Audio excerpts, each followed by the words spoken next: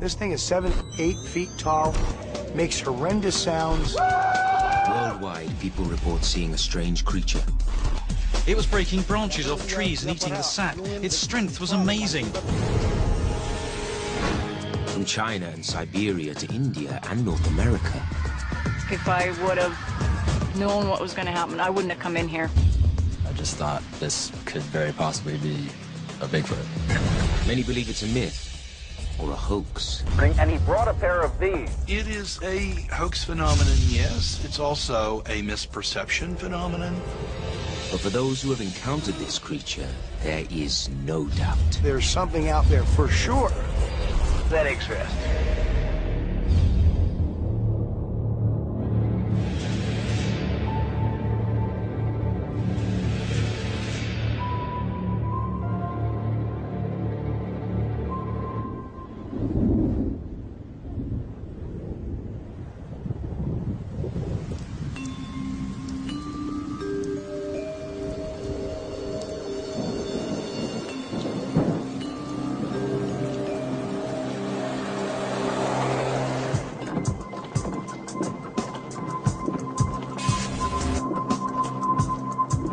We're headed up to my primary research area in an undisclosed part of the Adirondacks.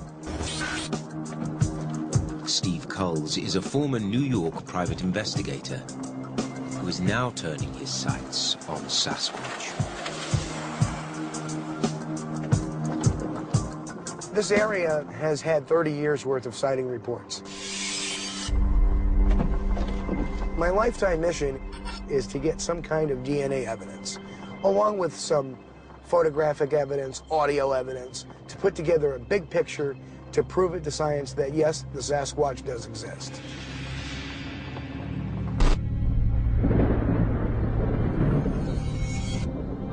I know it's out here. I've seen him.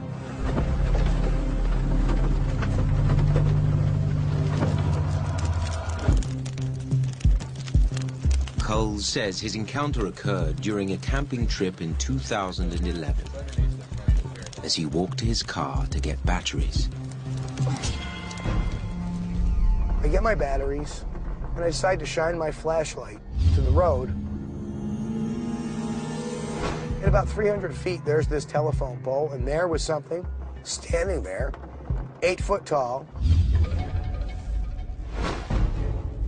And I could see its reddish, glowing eyes looking back at me. And they're blinking. After about 40 seconds, I moved my flashlight a little bit, twitched it, and it just turned around and walked back in the woods. All I could feel was utter shock. I actually stood and watched one, and it watched me, which was probably the most unnerving thing.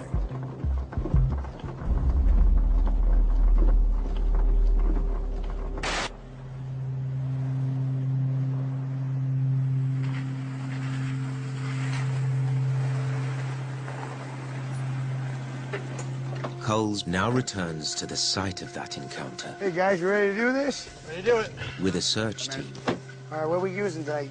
All right, so what we got tonight is we're going to use employ a DVR system. Also, we brought a bionic ear. We have digital recorders that we're going to place.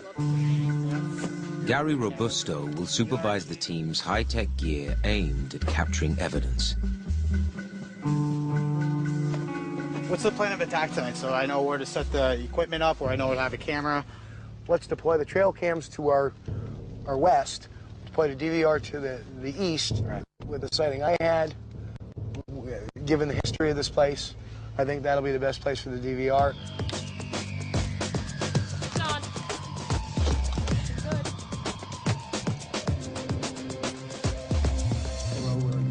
There's something out there for sure that exists, not just might exist.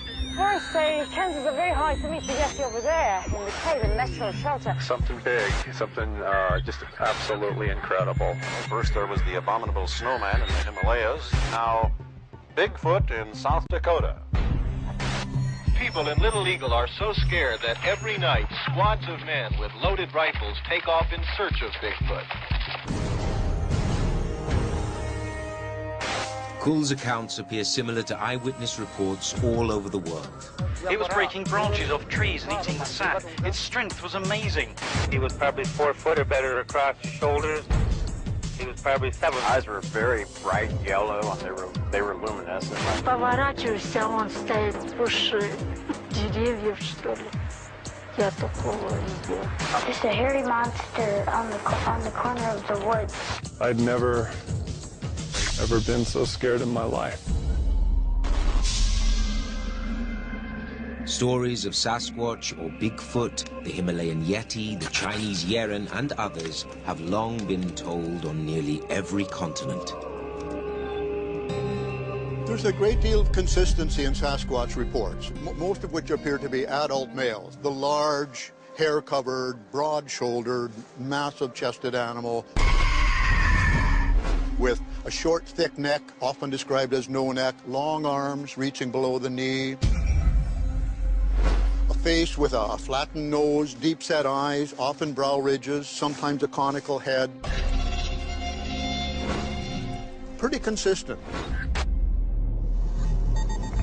In North America and eastern reaches of Siberia and China, Southeast Asia, there are remarkable correlations and similarities between the descriptions of an upright, hair-covered creature. When you look at North America, the reports are concentrated in the Sierra Nevada and the coastal ranges, the Cascades, and on up into the Canadian Rockies, and down here into the New England states, upstate New York and western Pennsylvania.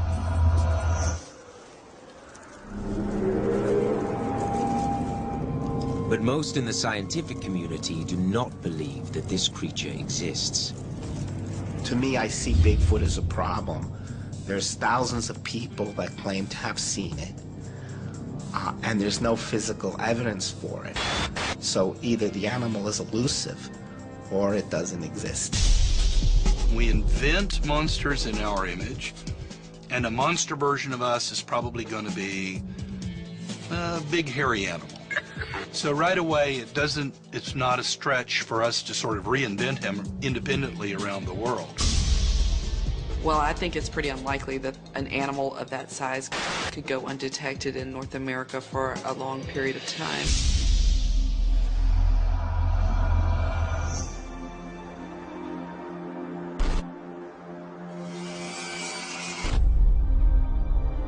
But investigator Steve Coles and others like him fully believe in the existence of Sasquatch. That's going to be in the general vicinity of one of the sightings around here. Okay. So that'll work. Go all the way to the left. I'm just trying to see what I have for a view. Our strategy is very simple. Set up the technology, call in the Sasquatch, and let them come through our equipment. How about now? Roger that.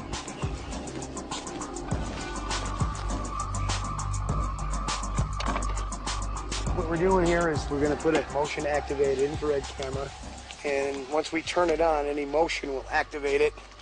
It'll take a burst of 6 shots over 30 seconds. This camera will give us a shot anything 40 to 50 feet out. I'm going to put a digital recorder up underneath the trail cam, so any kind of audio, anything that we can hear, just basically will extend our hearing out there. With the technology perimeter set, team member Jeff Thomas tests the handheld infrared thermal imaging camera, which highlights anything emitting heat. If something comes through here in this area, we're going to have it covered. Along with the other trail cameras, the audio traps, we should be good to go. One could be standing like right behind you, you don't even know. You know what I mean? No, you never know.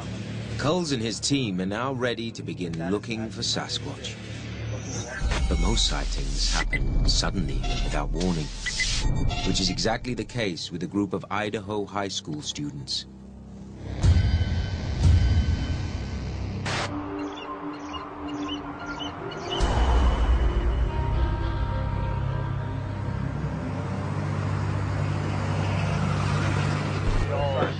Look at each other. I noticed that it was walking fairly easily. At first, we just saw the push through one. It looked like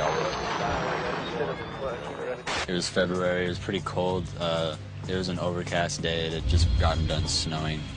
A lot of the leaves on the trees were gone.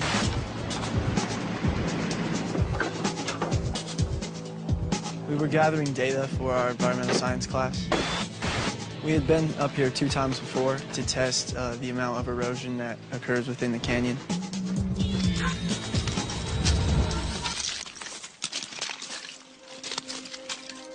Right here, right? Yeah. When we first saw it, it was probably over here more. And we got it about when it walked through that clearing on the camera. It was close to the top of that ridge, just walking down, and it looked fairly big and dark, black. It really stood out in the snow. I wouldn't say you could make any hair out, though. I'd say more just a dark bulge. Yeah. You could really make it out in the snow, though. And I mean, it was moving pretty well through what was a lot of snow, so. Like 10 seconds later, I decided to pull out the camera. At that time, it was coming into that clearing. I zoomed in on it, and then it walked behind there, I think, and then just down over the top of that ridge.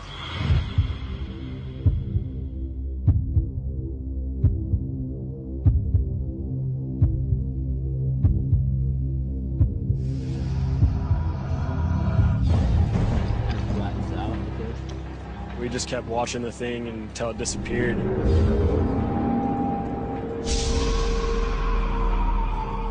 After that, one of us kind of joked, like, is that a Bigfoot? And then a couple of us kind of laughed, and then the more we kind of thought about it, you know, we don't really know what it was.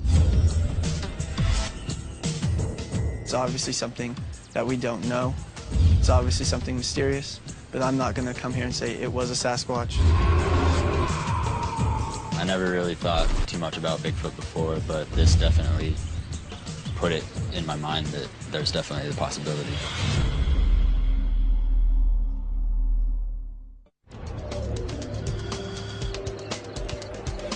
When I first saw it, I was like, that's not a person. I was kind of confused. I was like, I don't really know what it was. I've never seen anything like this. I thought we should go check it out just to hopefully figure out what it was we saw. To get up the mountain was really tough.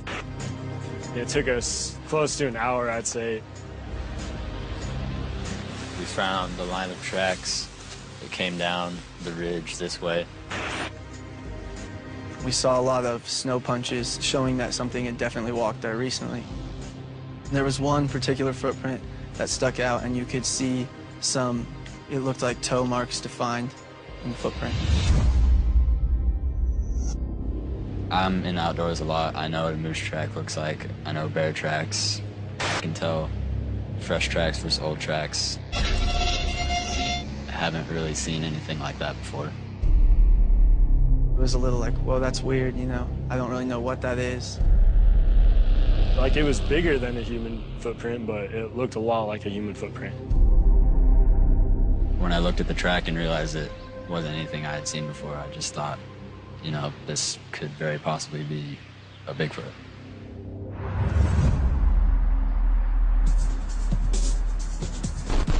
They contact Idaho State University professor of anatomy and anthropology, Dr. Jeffrey Meldrum.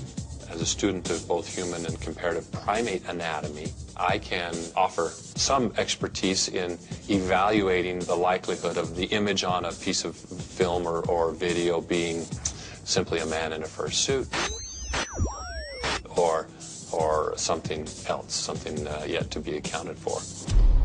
Since 1995, Meldrum has been analyzing data from incidents like the Pocatello sighting.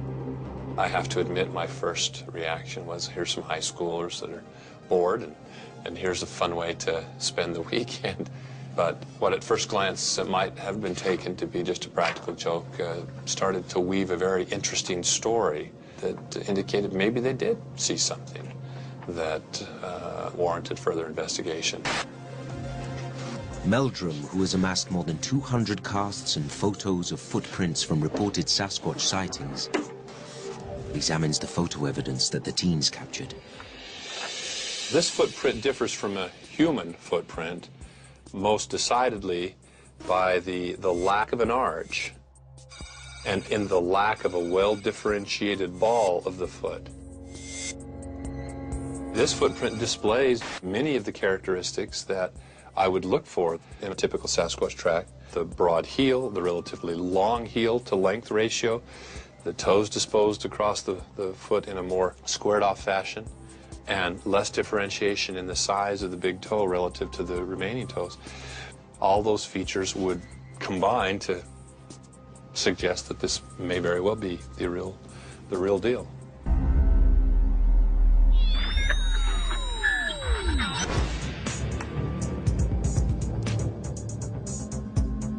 There are a number of problems with considering this as evidence of Bigfoot.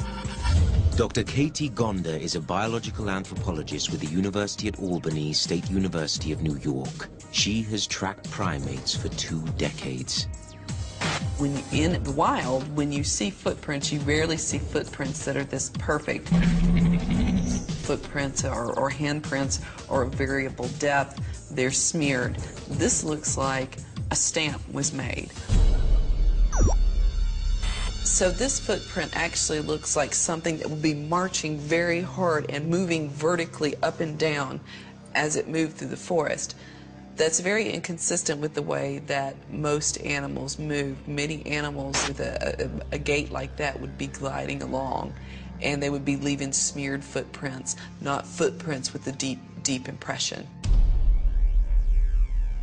The most significant problem with it is that there's no scale, so it's very difficult to say how big this foot actually is.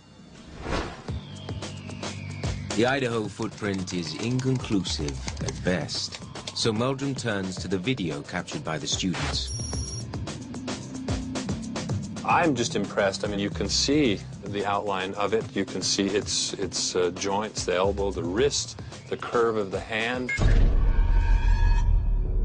What strikes me is when you see that movement, it's this very fluid movement as it retreats into the forest.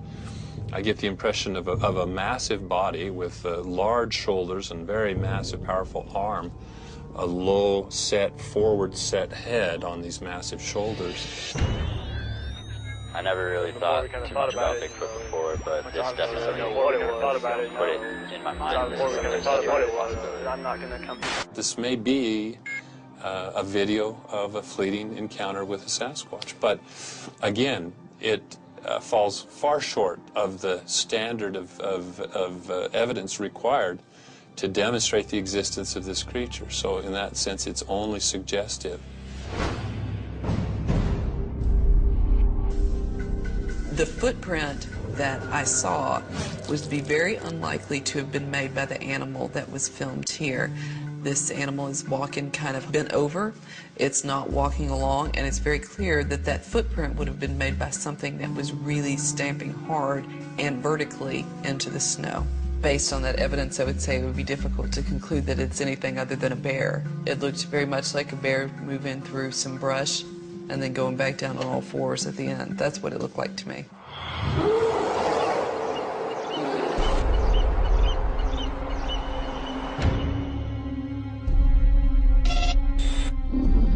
The mountains of Idaho near Pocatello are home to the North American black bear.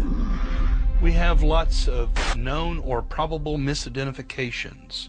People saw something. What was it? Least likely was that it was a Bigfoot. Much more likely that they saw, say, a bear. Dr. Joe Nickel is a former private detective turned author, skeptic, and full-time paranormal investigator. We know that if you have Bigfoot on the mind and you see something in the woods, you may be apt to see Bigfoot when it was actually a bear or anything. There's not really any evidence to suggest that it's anything other than a bear, and a bear and Bigfoot are presumably roughly equivalent in height. North American black bears standing on their hind legs can reach nearly 2 meters tall and can weigh to 270 kilograms. The presence of bears in the forests also creates a pitfall in that enthusiastic investigators often jump to premature conclusions. A flash of fur in the woods is perceived as Bigfoot, when in fact it could very likely be a bear. Recent research shows that Sasquatch and Bigfoot sightings almost always occur in or near bear habitats. What these studies conclude is that many of the Bigfoot sightings might actually be black bear sightings. I've seen a ton of bears out in the wild. I've seen them walk upright. I've seen them walk on all fours. I'm not sure what it was, but I know it was not a bear.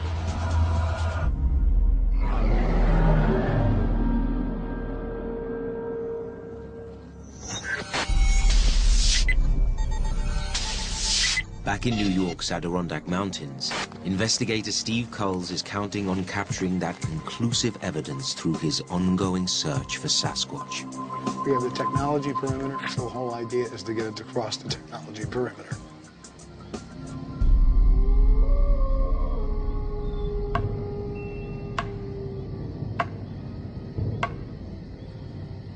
Knocking is what we believe is a tactile form of communication. A lot of times in areas that have had Sasquatch sightings, a lot of people hear tree knocks, wood on wood, something like this. So what we've surmised is that it may be some form of communication between them. Could be GPS, could be one telling another one that I'm over here, but we're really not sure. But a lot of times, people have done tree knocking and have elicited a response in the middle of the forest, including here. And then another series of 5 knocks.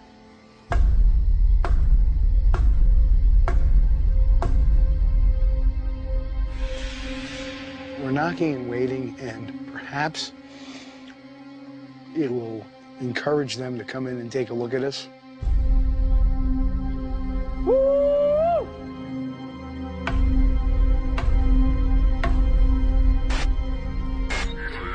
There's behaviors people report for Bigfoot that are behaviors that are really common in great apes, and calling is one of the behaviors, and the other one is tree knocking.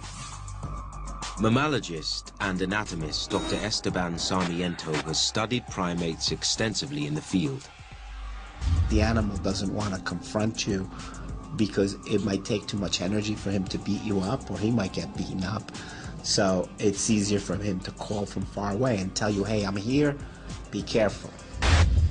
1, 2, 3.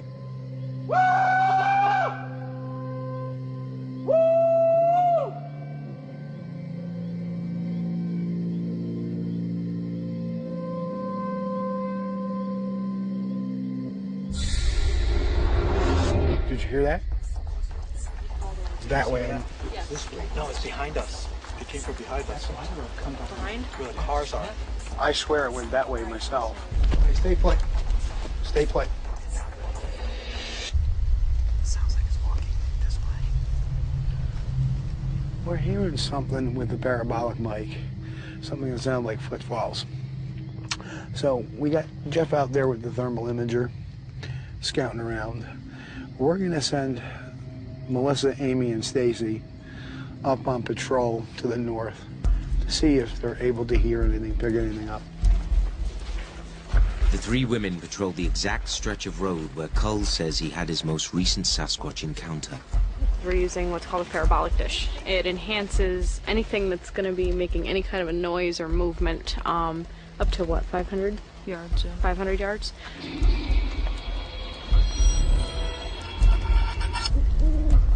What I've got is like basically a monocle with the IR light inside it. And what I can do is I can check for eye shine or anything else in the infrared spectrum through here. So I've got the eyes, she's got the ears, we've got the laser thermometer to find any kind of heat signature in the forest as well. Amy to base camp. Go. Our team is heading down.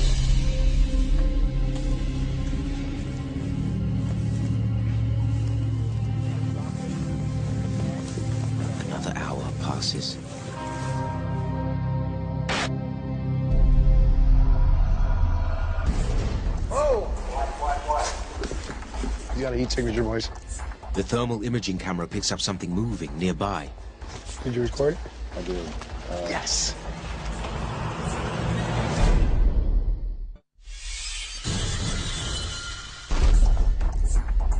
It was elevated, like it was either up a tree or behind the tree. And then it went, as soon as I got to it and got focused on it, it went down and then almost like it hid itself. Cull's team captures a heat signature on the thermal imaging camera, which highlights and records anything that emits heat. What is it? I'm not sure. It was very small, and whatever it is, it wasn't anything standing upright or anything, you know, definitively with arms and feet. So, yeah, that was a varmint, apparently.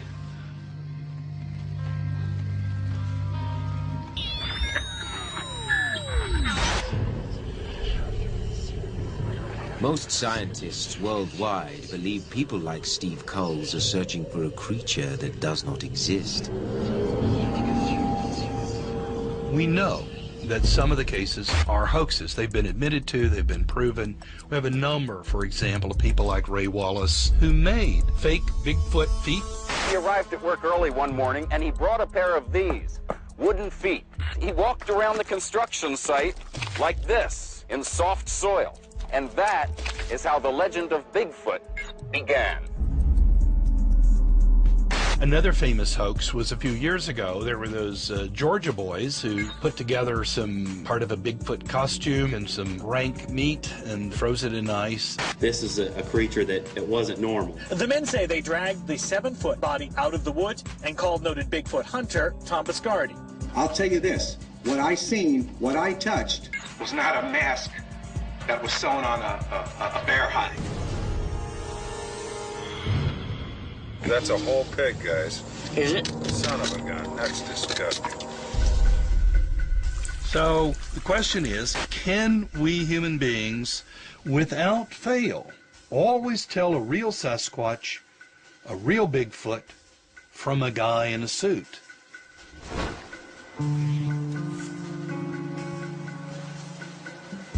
But the hoax theory does not make sense to Dr. John Bindernagel, who has studied the Bigfoot phenomenon for 40 years.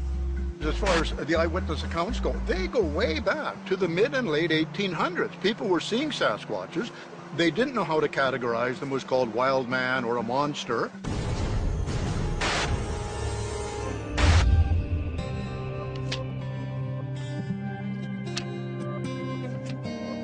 Bindernagel says the witness accounts from different parts of the world and from separate points in time lead him to believe these sightings are more than just a series of hoaxes.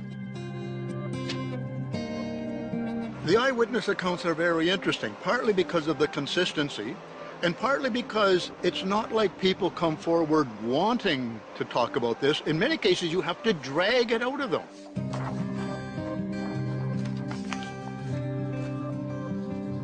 I think it's a reason for us to listen to them and try to make sense of what they're telling us.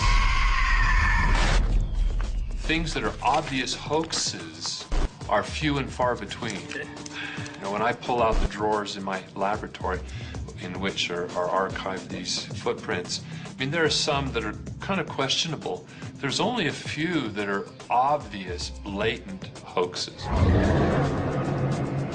But one Canadian witness claims that it was no hoax. He tracked and actively hunted her as she ran for her life.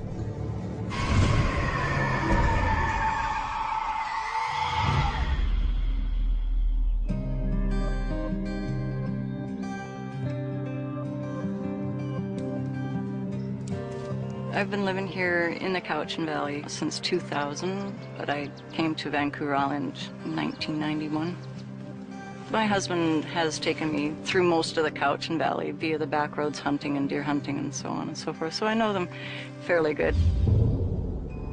But in 2007, Cindy Dawson encountered something in these woods near her home that she'll never forget.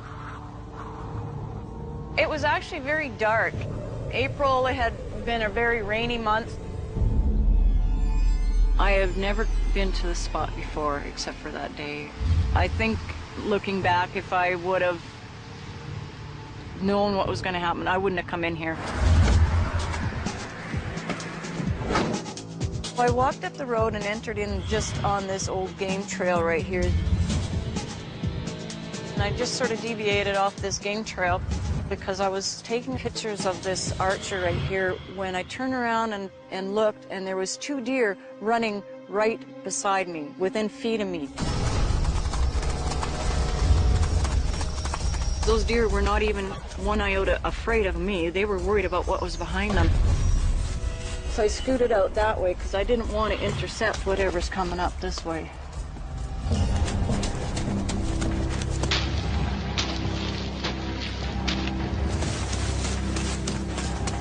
Some gravel had sprayed across the road and it caught my attention, and I looked up and all I could see was a very small half-known of a shadow that must have took off down the bank on that. And at that point, I took off running down the road. I could hear it running, breaking branches and limbs that started screaming at me. It was just something I could not understand at all. It really scared me. I ducked back in here and I'm standing here like, oh my God, what am I gonna do? So I ran across the road and ran down the road to my cars as fast as I could. It was breaking trees down there again, and so it was following me back to my vehicle.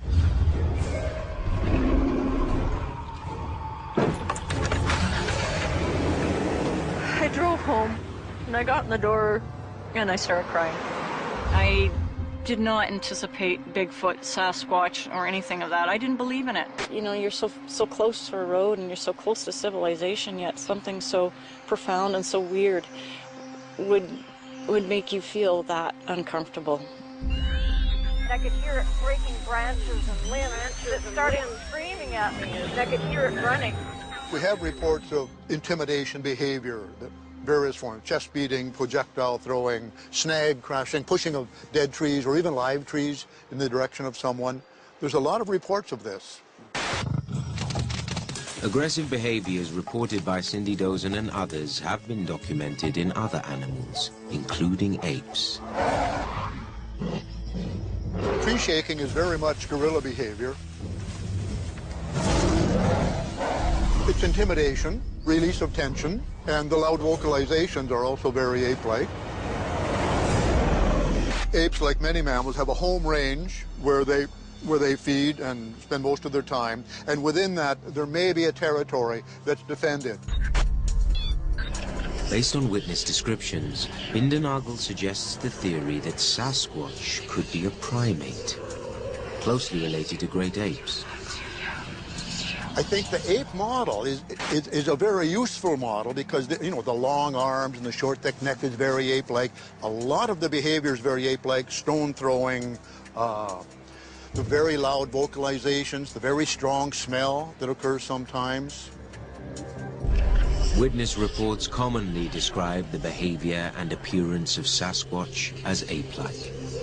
The largest of the great apes can stand about 1.8 meters and weigh up to 220 kilograms.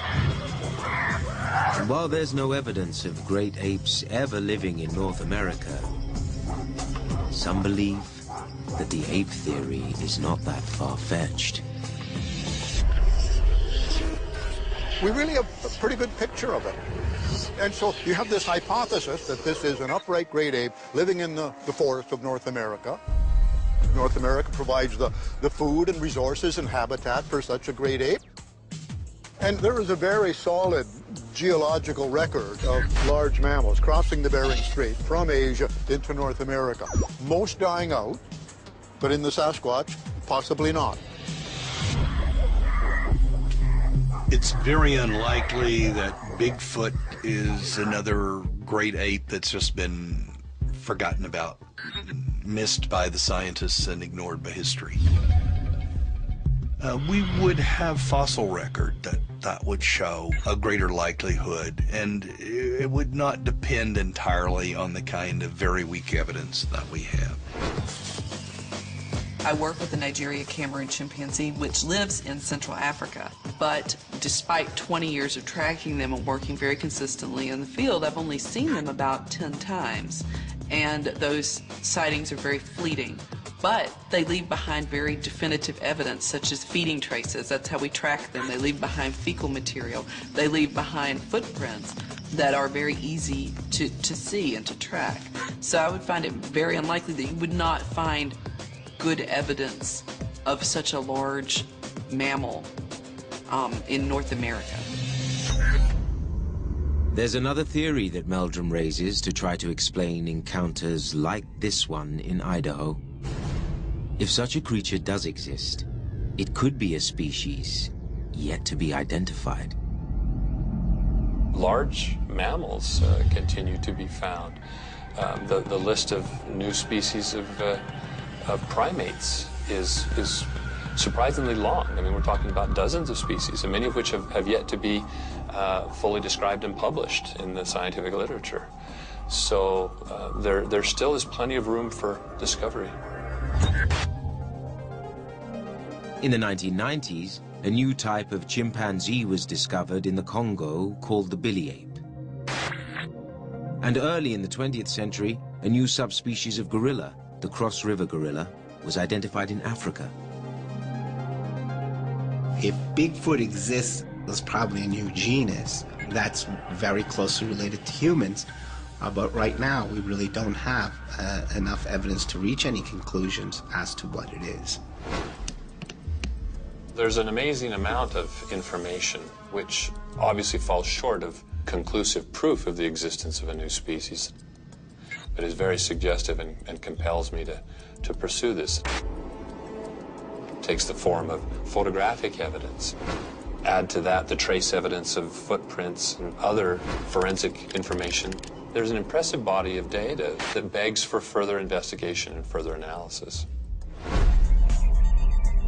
The places where Bigfoot is seen, those places are so close to where humans live, to our own habitat, that it would be much more likely that we would detect them if they were around.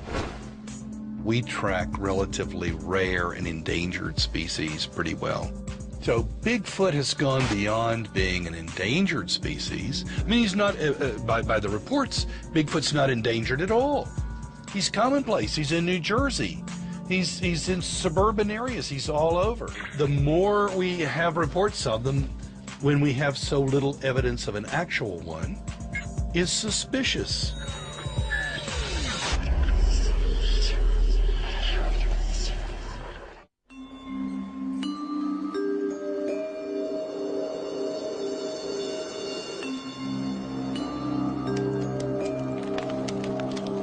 It's morning at investigator Steve Cole's base camp in the Adirondack Mountains.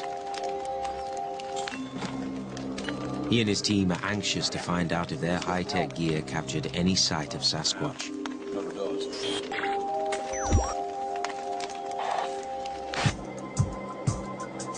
First, Gary Robusto checks for results on the digital video recorder. We've gone through the night. So far, we haven't found any evidence of the creature itself. We haven't seen him or her. As of right now, like I say, we don't know because we haven't really caught anything. But, you know, doesn't mean that's because we haven't seen it, doesn't mean it's not here.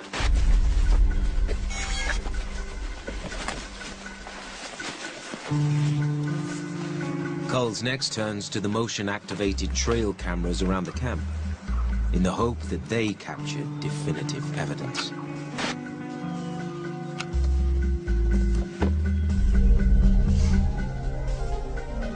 What we're doing now is we're looking at the cards on the cameras to see what pictures we have.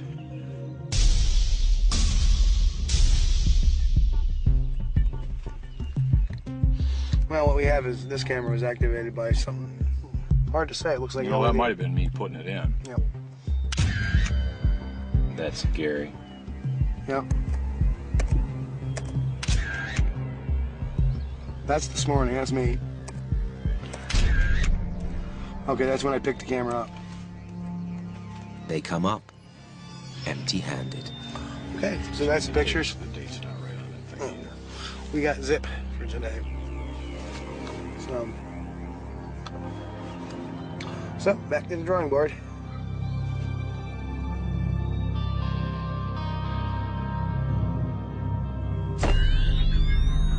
I know it's out here. I've seen it.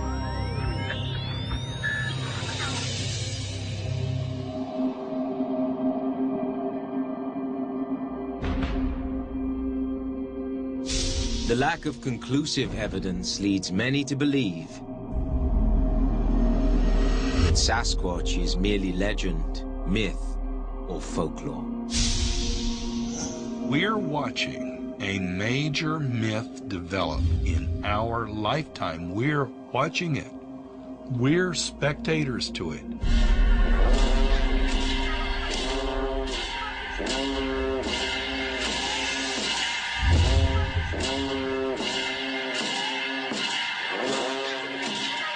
The Yeti, the abominable snowman of the Himalayas, caught the American imagination in the 1950s.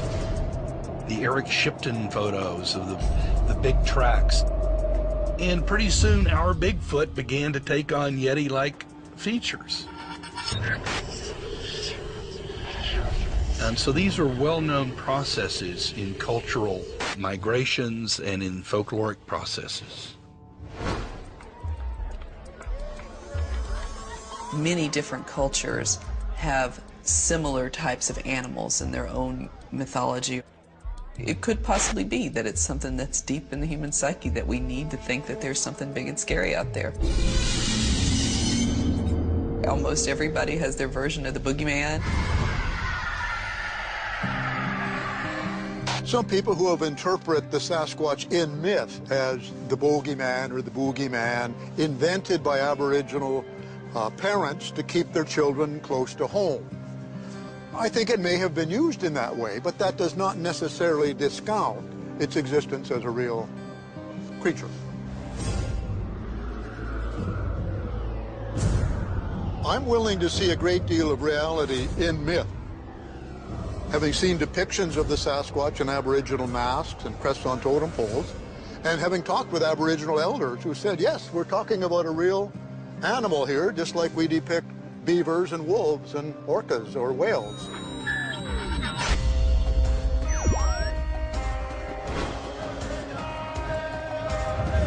Mythology does make the world seem a little bit magic, a little bit unknown, a little bit mysterious. And in some respects, you could say that Bigfoot fills that void.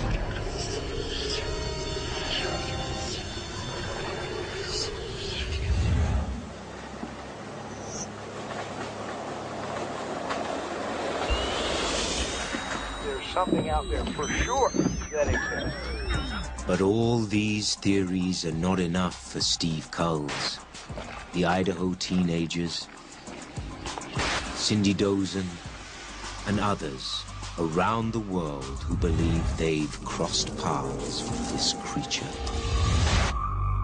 I think we're very close to resolving this question. I think that the evidence that will tip the scale, the DNA evidence, is very close at hand.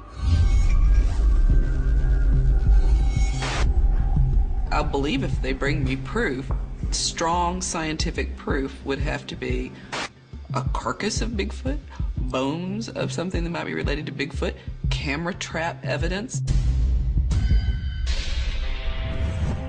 As an investigator, I prove things in a court of law. I've got eyewitnesses. I've got circumstantial evidence, all put together. Given that, we could probably prove a Sasquatch exists in a court of law. Without that evidence, there's not much to the argument, and I would say that the onus is on them to come up with that evidence.